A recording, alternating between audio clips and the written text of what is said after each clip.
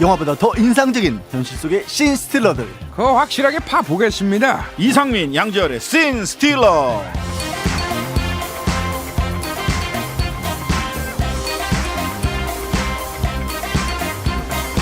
한 주 동안 정치권 화제 인물을 만나보는 씬 스틸러, 양지열 변호사, 이상민 크리에이터 함께 합니다. 어서 오세요. 네, 안녕하세요. 네. 자, 오늘 오프닝은 윤석열 대통령께서 장식을 했습니다. 이번 주는 본인이 아끼는 검사 후배 한동훈 장관이 대통령보다 훨씬 더 뉴스에 많이 등장했어요.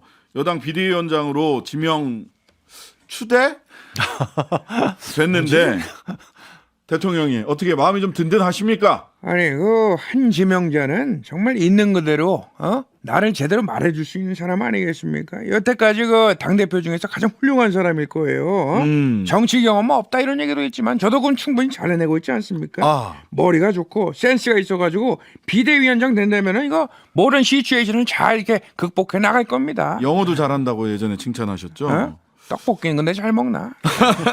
술은 안 드신다면서요? 그게 마음에 안 드는데 한 잔 말아야지 고. 참. 그렇군요. 자, 윤석열 아바타란 평가도 나오는데 이거 한 장관님 윤석열 아바타 아닙니까? 예, 제가 지금 장관은 아니죠. 아, 네. 김영자님. 예. 윤 대통령과 저는 서로 다른 것을 같아야 된다고 강요하지 않고 살아왔고요. 지금까지 공공선을 추구한다는 한 가지 기준으로 살아왔습니다. 그 과정에서 제가 누구도 맹종한 것이 없고 앞으로도 그럴 겁니다. 네. 네. 그동안 총선 출마, 정치 입문설에 대해서 제 할 일 열심히 하고 있다. 항상 이렇게 말씀을 하셨는데 갑자기 장관직 던지고 빠르게 움직이셨어요, 한 내정자님. 야구를 보면 9회 말 투아웃 투 스트라이크면 원하는 공이 안 들어와도 스트라이크인지 볼인지 애매하더라도 배트를 후회 없이 휘둘러야 된다 이렇게 생각을 하고 있고요. 상식 있는 동료 시민들과 함께 대한민국 미래를 위한 길을 같이 만들어가겠다 이런 말씀드리겠습니다. 근데 장관님, 그 야구 전문가들이 그러는데 그 원하는 공이 안 들어와도 휘두르다 보니까 안 돼, 9회 말 투아웃일 때 삼진율이 그렇게 높대요. 이거 안 되면 그럼 끝나는 거예요? 그 확률을 뚫고 홈런을 치는 게 진짜 실력이라고 봅니다. 본인을 굉장히 믿으시는구나. 진짜 위기는 경험이 부족해서라기보다는 과도하게 계산하고 몸살일 때 오는 경우가 더 많죠.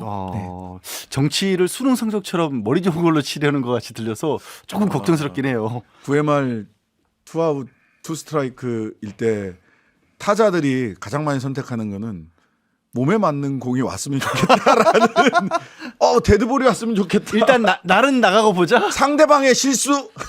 그런 걱정은 우리 양변님께서 혼자 하시면 될 것 같습니다. 저는 야구 안 해요. 어디 안 나섭니다, 저는. 자, 양 변호사님, 어쨌든 한동훈 비대위가 다음 주 화요일 26일 날 국민의힘 전국위원회 의결 거치면 정식으로 출범을 하게 됩니다. 네. 어떤 점에 좀 주목을 하고 계세요? 좀 전에 얘기를 얼핏 하긴 했는데요. 사실 우리가 성적순으로 정치인을 뽑지는 않잖아요. 국회의원도 네. 그렇고 대통령도 그렇고.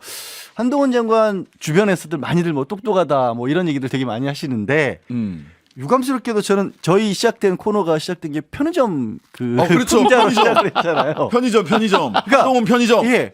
다른 사람 말을 주의 깊게 제대로 들어주는 걸 저는 본 적이 없어요. 근데 정치의 기본은 경청에서 시작되는 거고 대화와 타협인데 그렇죠. 과연 이 자리에서 그걸 해내는 모습이 나올까? 지금까지는 저는 못 봤거든요, 솔직히. 네. 예. 대통령은 이재명 대표를 피의자니까 만나지 않겠다라고 했는데 여당 대표격이 되면 어쨌든 관례상 예방을 하는 거거든요. 직접 찾아가서 다 인사를 하는 건데 그때 두 사람이 대면해서 무슨 얘기를 할지 근데 무척 궁금합니다. 일관되게 현 장관이 보여준 모습이 상대방이라고 할 수 있는 쪽에 대해서 굉장히 공격적이셨잖아요. 이재명 대표에게도 무슨 얘기를 했어? 샴푸 얘기하고 소고기 얘기하고 불과 얼마 전까지. 아니, 최근에 김영배 의원한테 의원님 혼자 궁금해하시죠? 이게 나는 정말 압권이었다. 저는 진짜 예. 자, 이 한 장관이 한 전 장관이 등장하니까 원로들도 한 말씀씩 해주셨어요.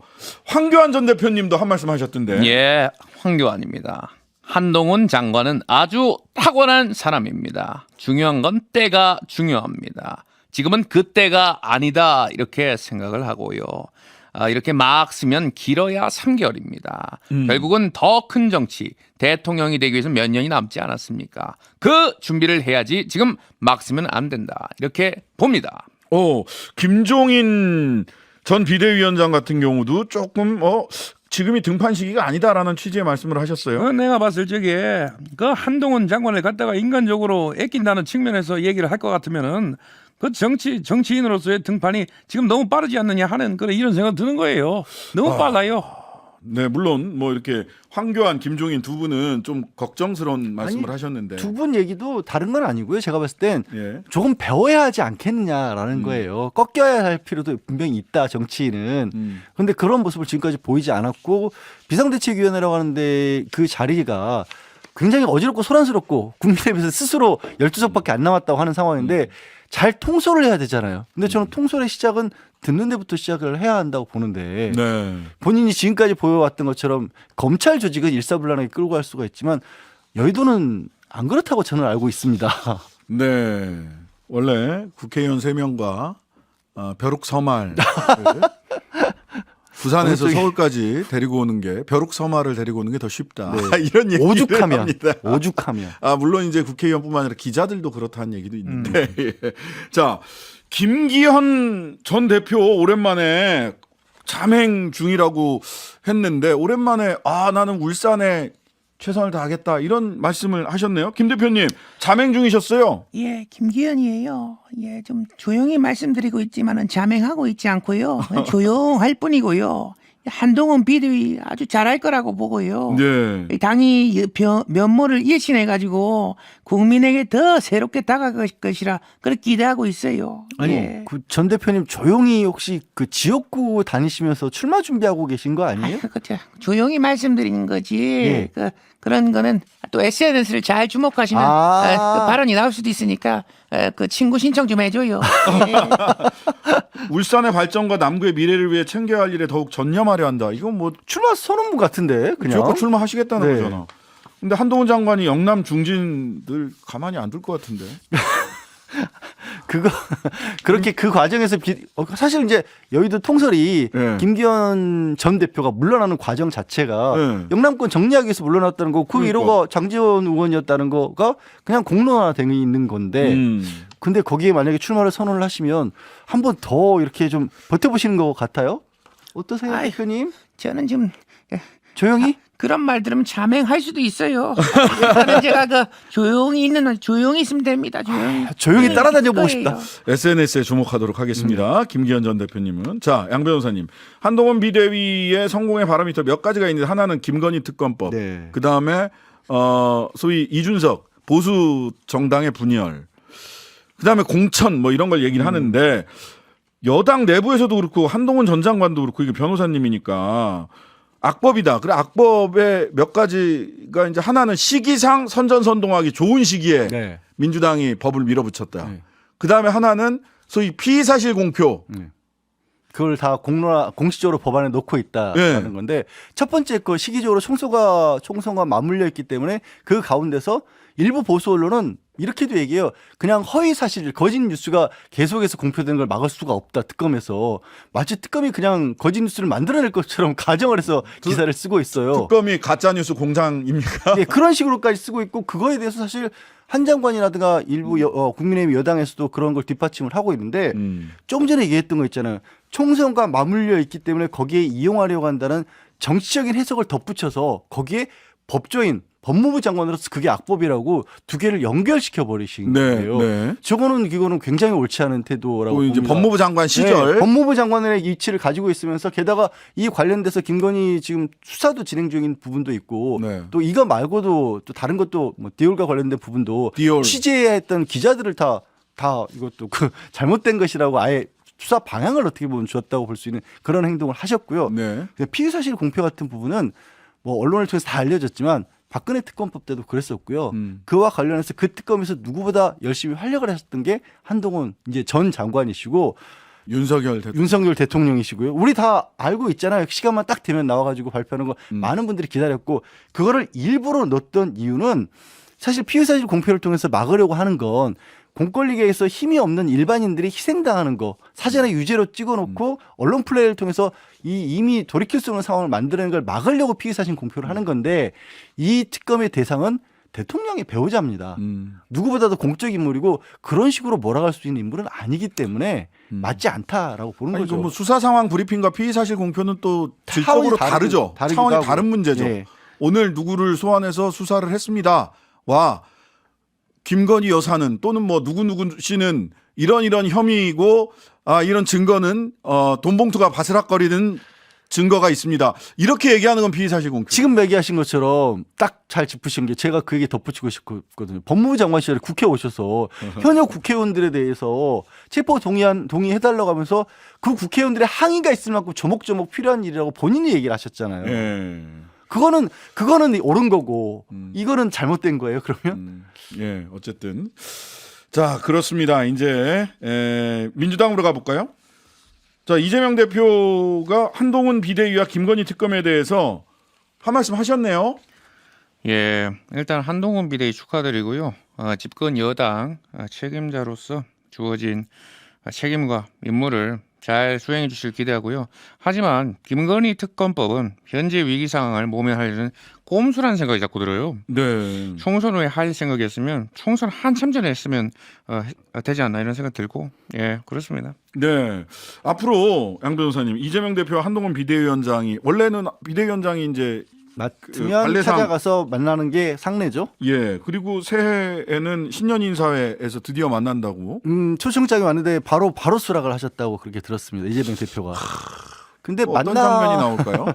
만나는 것 자체가 화제가 된다는 게 참 아이러니긴 한데 그냥 마주친 적은 있었죠. 근데 아직도 야당 대표가 공식적으로 만나지 않았다는 게 한국 정치사에서 이런 경우는 유례가 없는 것 같은데 네. 문제는 무엇보다도 한동훈 현재 비대위원장이 들어설 수밖에 없는 이유로 꼽는 게 특검법 저지하려고 한다는 얘기들을 하지 않습니까? 만약에 윤석열 대통령이 지금도 김건희 여사에 대한 특검법을 저지하는 것이 목적이라고 한다라면 네. 그 자는 그냥 헛도는 거예요. 제가 봤을 때는. 그게 아니면 좀 전에 이재명 대표 본인 직접 얘기하셨잖아요. 왜 특검을 이 시기에 막으려고 하느냐.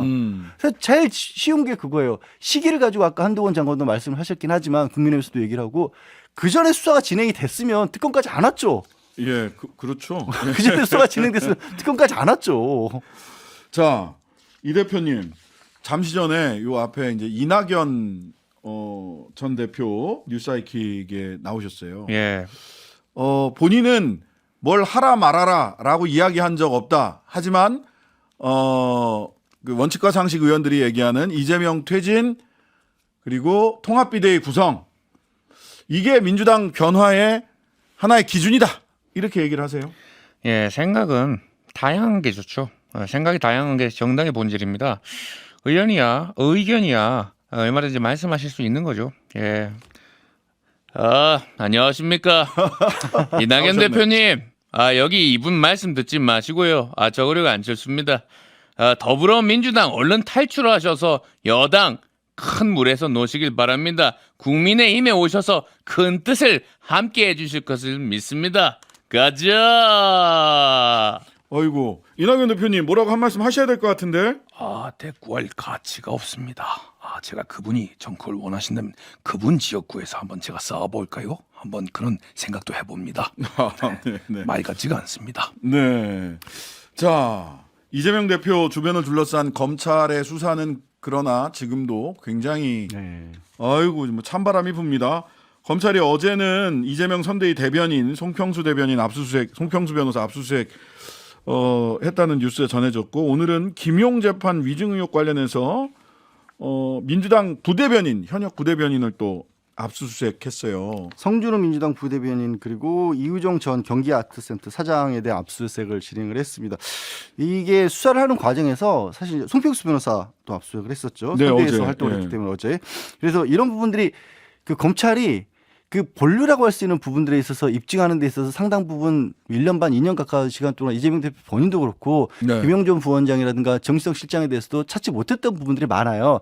근데 이번에 이제 어쨌든 유죄까지 얻어냈었고 그 과정에서 검찰 입장에서 봤을 때 이게 좀 잘 먹힌다, 법원에 먹힌다라고 판단한 부분이 아마도 과정에서의 증거인멸이라든가 네, 아니면 네. 위증 같은 쪽으로 이렇게 수사에 초점을 좀 맞춘 것 같아요. 물론 네. 지금 수사의 대상이 된 부분들은 그 위증한 게 아니다라고 맞서고 있긴 합니다만 그래서 그쪽으로 검찰 입장에서 활로라는 표현을 써야 될지 모르겠습니다만 네. 그렇게 좀 찾은 것이 아닌가 싶습니다. 근데 이렇게 수사가 계속되고 있으면 아까 얘기했던 것처럼 이재명 대표가 한동훈 이제 곧 비대위원장 네. 되거나 윤석열 대통령을 만나시거나 무슨 얘기가 얼마만큼이나 잘 풀어질 수가 있겠어요. 김건희 특검은 막는다고 하면서 이재명 대표의 측근에 대한 수사는 계속해서 진행이 되고 있고 이재명 대표 본인도 재판에 넘겨지고. 네네.